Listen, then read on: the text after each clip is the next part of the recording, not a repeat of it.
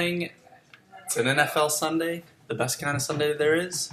Back with another preview for this year. It's going to be a little more chaos than usual in the background. Everybody's getting ready to leave the house, and I'm going a little off the cuff today.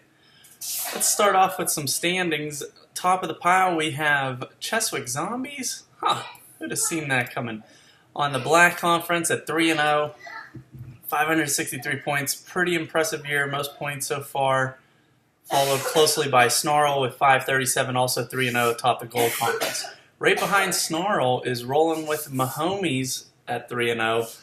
Those are the only undefeated teams, and one of them definitely won't be undefeated after today because the Snarl is taking on Rolling with Mahomies in what is definitely the game of the week. You got Snarl starting Russell Wilson after a big week last week, dropping 45 points. Christian McCaffrey needs to pick it up just a little bit. He's only scoring 29.9 points on average this year. That's pretty bad. So, come on, Christian. Followed by Austin Eckler, who's somehow putting up 28.8 points, and he's playing against Miami. I believe Melvin Gordon is back for this week, so we'll have to see what is going on there. I think Eckler's still due for a lot of points going against that terrible Miami defense. I think they're just going to ease Melvin Gordon back into work. And James Conner could have a better year, but he definitely could blow up any week. You never know. The big bye week for the Snarl is George Kittle at tight end. Instead, they'll be going with Dawson Knox for Buffalo, scoring an average of 6.9. That's not a good replacement. As a fellow Kittle owner in other leagues, I've felt your pain there. On the other side of the ball, we have the lightning, red-hot, insane Patrick Mahomes at the helm, as the namesake indicates, with a backfield of Derrick Henry, Marlon Mack, and Sony Michel. That's pretty impressive. That's going to be exciting. I think the Snarl's backfield is going to prevail in this one, but that's definitely a solid backfield for Mahomes, especially with a lot of potential on the bench, but it just doesn't seem like it will pan out for them.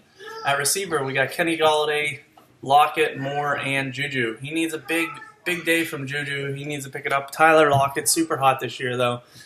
He's having a great year. Repeat of last year, getting all those touchdowns in. And the hot Mark Andrews, also at tight end. That'll definitely boost your score up. The big thing for the Snarl, though, is also their wide receivers. You got Tyler Boyd, DJ Shark, Stephon Diggs, Calvin Ridley. That's not even counting T.Y. Hilton, who's hurt, and Robbie Anderson, who's on a bye. They're going to put up a lot of points. I don't think Mahomes is going to keep up with them in this one.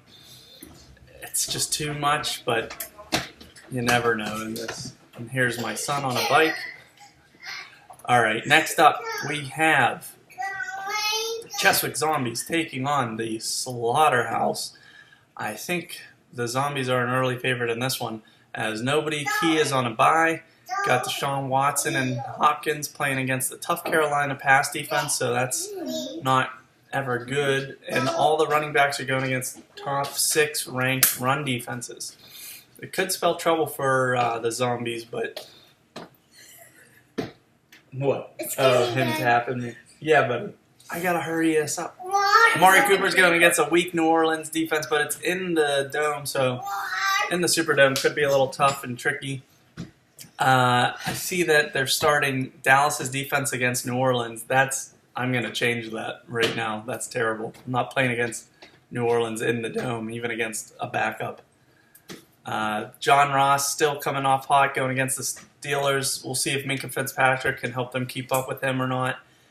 I think that might be the X factor today. I got some tough defensive matchups for sure across the board.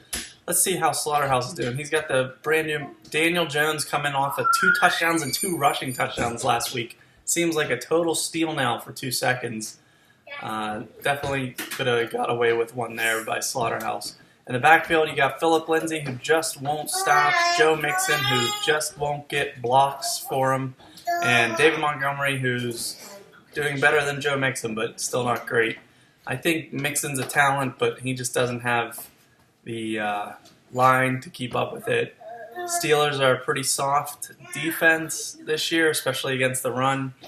But we'll see what's worse. I think it's going to be that Cincy line, so I don't see a big day for Mixon.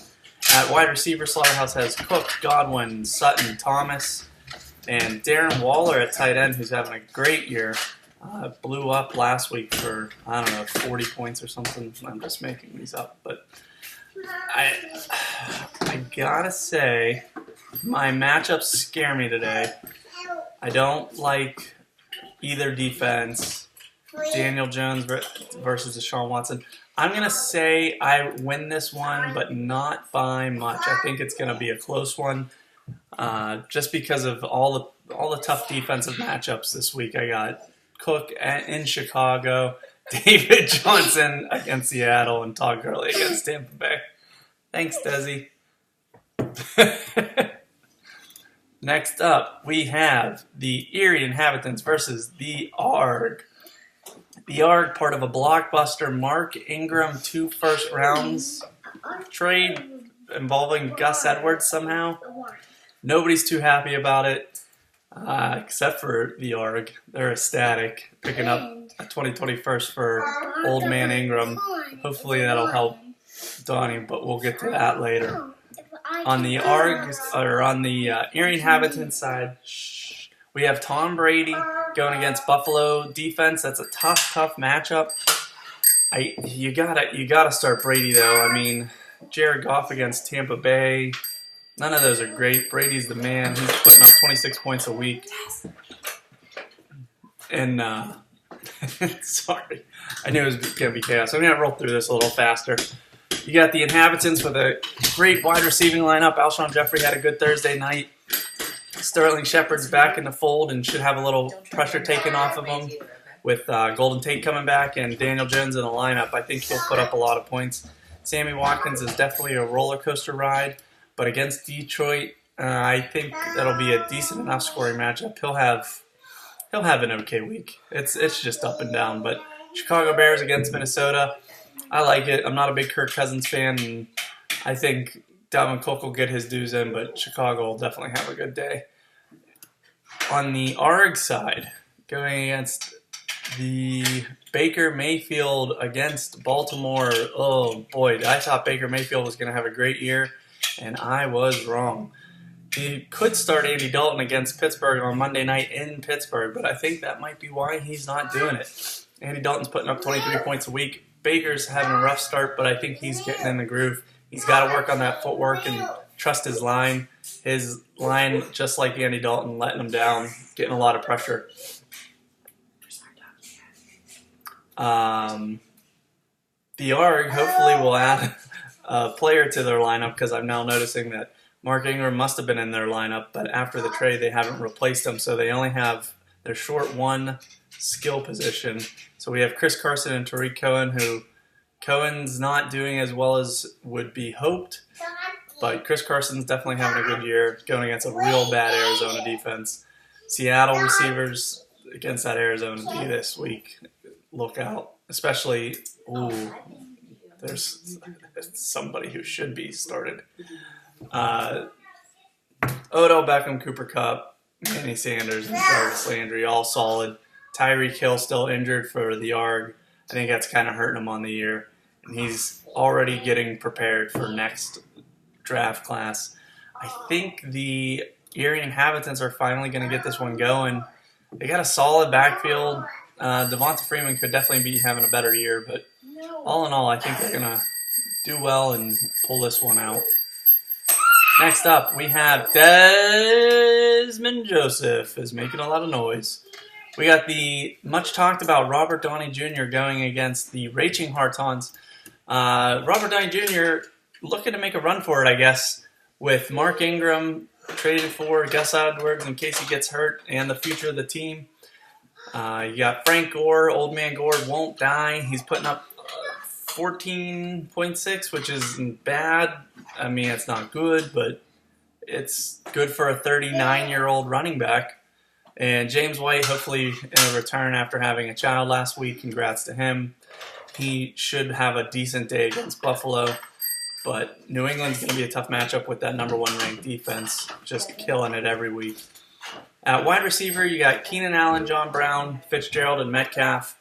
I think Metcalf's going to have a big week, and those other receivers are all solid. Keenan Allen, number 1 wide receiver on the year. John Brown blowing up with his connection to Josh Allen, except he's got a tough matchup against New England, and I think Gilmore is their corner. He's one of the best, if not the best in the league. The X factor in this one for the Robert Downey Jr. is definitely, I dropped him, and I meant to pick him up for $5 or whatever, and I totally forgot to bid him up. Los Angeles Chargers defense going against Miami, but good God, is that team bad? Expect a ton of points from the Chargers D. On the flip side, we have the New England Patriots defense, number 1 NFL defense. I'm not sure about fantasy defense, but they seem 19 points a week. They should be definitely up there. I think they're going to get outscored by the Chargers defense going against that terrible Miami D, which is part of the reason why New England's average is so high. But the Hartons already got a good start with Jimmy Graham on Thursday night, catching a touchdown. Probably should have caught 1 or 2 more, dropped a bunch. And Devontae Adams just had a bananas night. That was offset, however, by Nelson Aguilar putting up 0. A big old 0 for Nelson Aguilar. I love the guy. He's been great. I think he'll be great on another team once he can get the targets, but that hurts when you get a 0 out of a guy. And I like that. I mean, it's not your lead, so I guess it's fine, but it's probably his 2nd or 3rd wide receiver. We'll see how he does, though, with the rookie Terry McLaurin putting up 19 a week, going against a terrible Giants defense who they might be in a shootout today. That's how I project that game going. Washington against the Giants, just putting up a bunch of points. In the backfield, it's the best duo in the league, Ezekiel Elliott and Alvin Kamara, putting up a combined 45 points a week.